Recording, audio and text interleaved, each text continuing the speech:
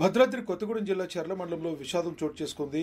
ఉంజుపల్లి గ్రామంలోని నూతనంగా నిర్మించిన మిషన్ భగీరథ ఓవర్ హెడ్ సంపులో మోటార్ అమర్చేందుకు దిగిన 4 కార్మికుల్లో 2 దుర్మరణం పాలయ్యారు.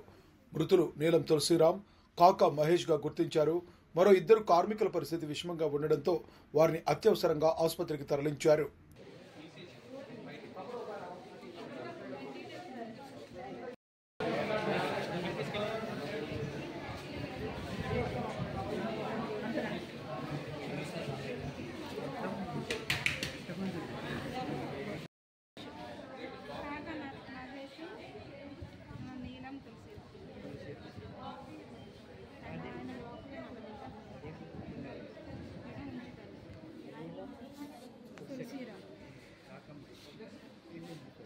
పడిపోయిండు. ఆంకులు పడిపోవడానికి వీళ్ళు వెళ్ళారు. ఇంకా లోనికి వీళ్ళు వెళ్ళడంతో వీళ్ళు కూడా పడిపోయారు.